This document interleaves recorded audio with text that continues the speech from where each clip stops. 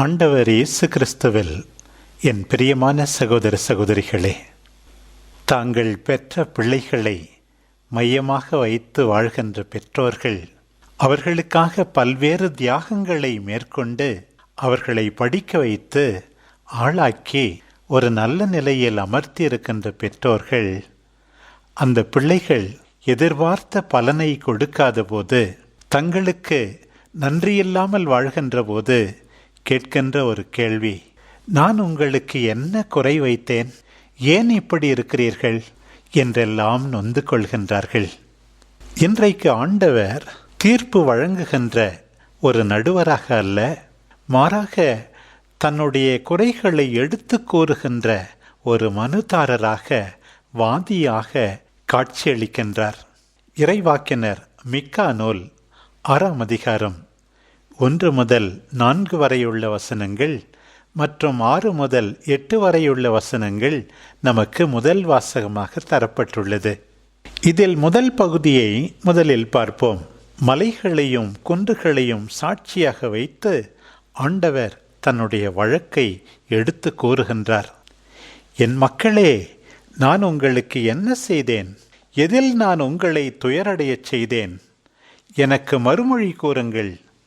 நான் உங்களை எகிப்து நாட்டிலிருந்து அழைத்து வந்தேன், அடிமைத்தன வீட்டிலிருந்து மீட்டு வந்தேன்.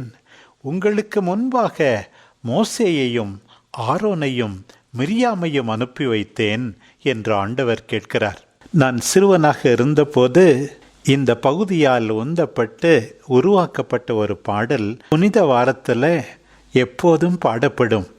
எனது ஜனமே, நான் உனக்கு என்ன தீங்கு செய்தேன் சொல், எதிலே உனக்கு துயர் தந்தேன், எனக்கு பதில் நீ கூறிடுவாய். நான் உனக்காக எகிப்தியரை அவரது தலைச்சன் பிள்ளைகளை வதைத்து ஒழித்தேன், நீ என்னை கசையால் வதைத்து கையளித்தாய். இதுதான் பிரதிபலனா?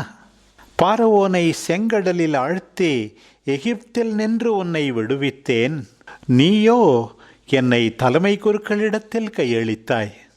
நான் உனக்கு முன்பாக கடலை திறந்து வழி செய்தேன், நீயோ எனது விலாவை ஓர் ஈட்டியினால் திறந்தாயே.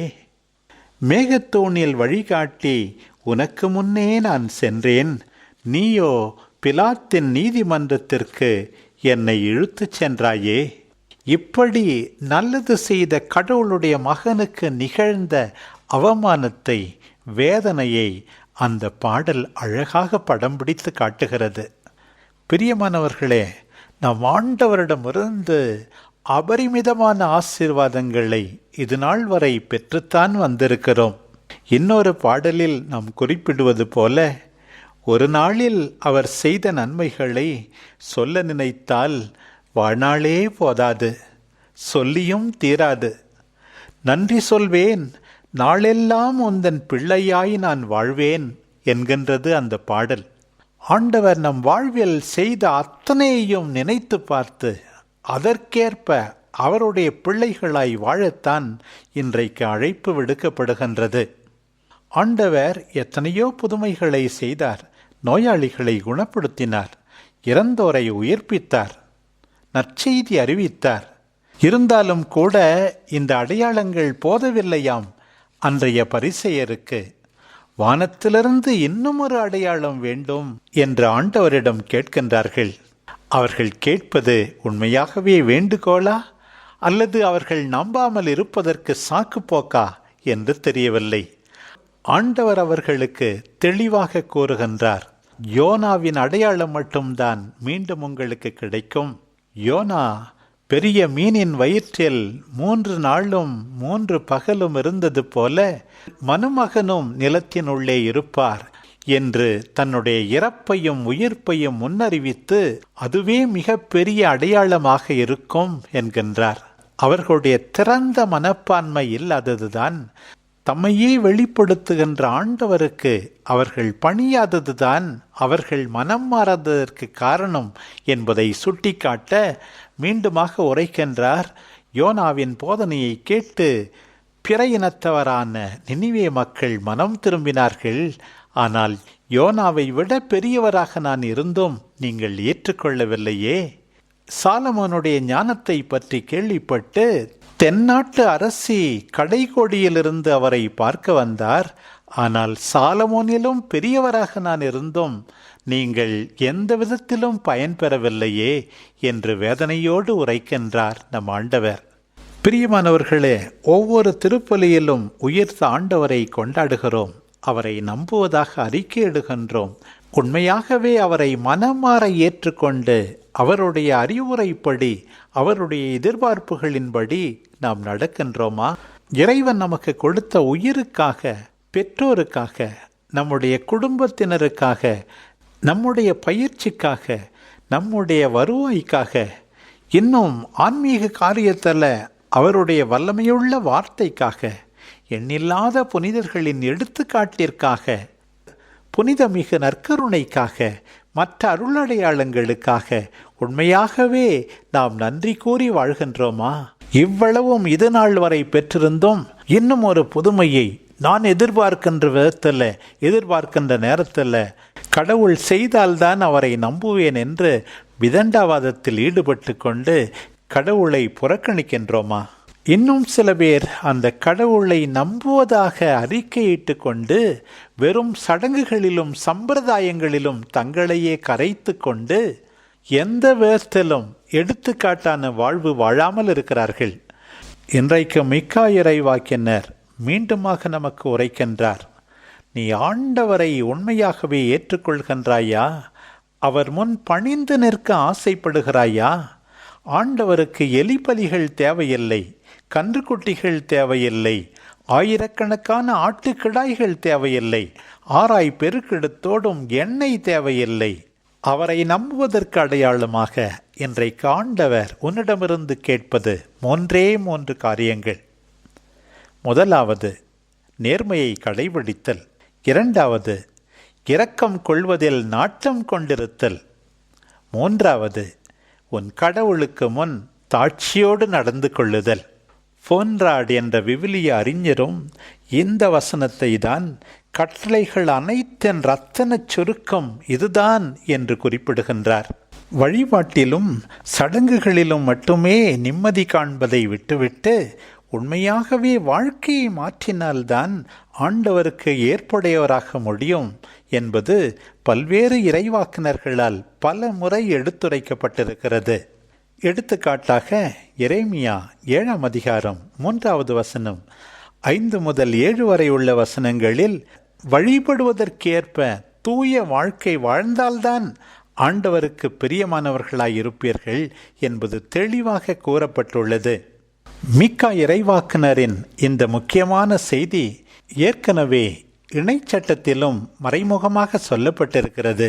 10ஆம் அதிகாரம் 12 முதல் 13வது வசனம் வரை, இஸ்ராயேலரே, உங்கள் கடவுளாகிய ஆண்டவருக்கு அஞ்சி நடந்து அவர் தம் அனைத்து வழிகளிலும் நடந்து அவர் மீது அன்பு கூர்ந்து உங்கள் முழு இதயத்தோடும் உங்கள் முழு உள்ளத்தோடும் அவருக்கு பணிபுரிந்து உங்களுக்கு எல்லாம் நலமாகும் பொருட்டு நான் இன்று கற்பிக்கின்ற அவர்தம் கட்டளைகளையும் நியமங்களையும் நீங்கள் கடைபிடிக்க வேண்டும் என்பதன்றி அவர் உங்களிடமிருந்து வேறு என்ன எதிர்பார்க்கின்றார் என்று சொல்லப்பட்டிருக்கின்றது.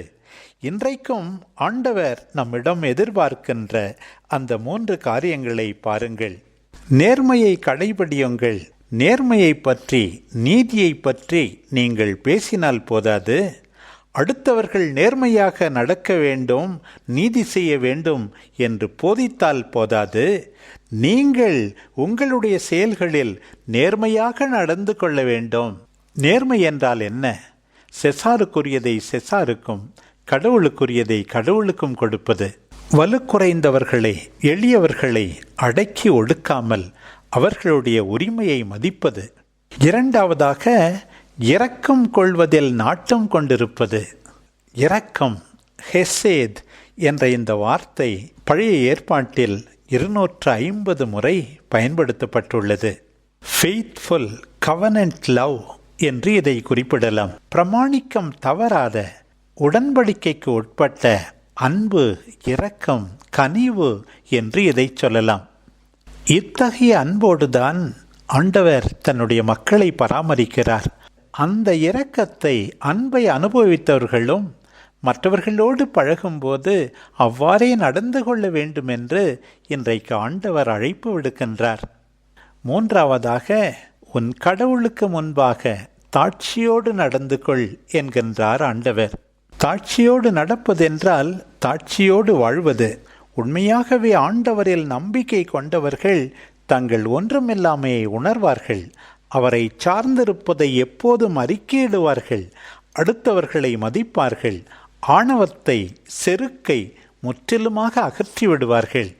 திருப்பாடல் 131 உரைப்பது போல, ஆண்டவரே, என் உள்ளத்தில் இருமாப்பு இல்லை, என் பார்வையில் செருக்கு இல்லை, எனக்கு மிஞ்சின அரிய பெரிய செயல்களில் நான் ஈடுபடுவதில்லை. இப்படி இருமாப்பில்லாமல், செருக்கு இல்லாமல், கடவுளை சார்ந்திருந்து அடுத்தவர்களை மதித்து வாழ்கின்ற வாழ்க்கையைத்தான் ஆண்டவர் இன்றைக்கு எதிர்பார்க்கிறார். பிரியமானவர்களே, நமக்கு எல்லையில்லாமல் நன்மை செய்துள்ள ஆண்டவரின் முறையீட்டை கேட்டு அவருக்கு நன்றி கூறி வாழ்வோம். நம்முடைய வாய்ப்புகள், வசதிகள் எல்லாம் கடவுளிடமிருந்துதான் வந்துள்ளன என்பதை எப்போதும் உணர்வோம். அதற்கேற்ப பலன் கொடுப்போம். இன்னும் ஆண்டவர் அரியன பெரியன நம் வாழ்க்கையில் செய்தால்தான் அவரை நம்புவோம் என்று வீணாக சொல்லிக் கொண்டிருக்க வேண்டாம். நம்முடைய வழிபாட்டுக்கும் வாழ்வுக்கும் தொடர்பு இருக்க வேண்டும். மிக முக்கியமாக ஆண்டவர் நம்மிடம் எதிர்பார்க்கின்ற இந்த 3 காரியங்களை ஒருபோதும் மறக்காதிருப்போம். நீதி செய்வோம், இரக்கம் கொள்வோம், தாட்சியோடு நடப்போம். ஆமென்.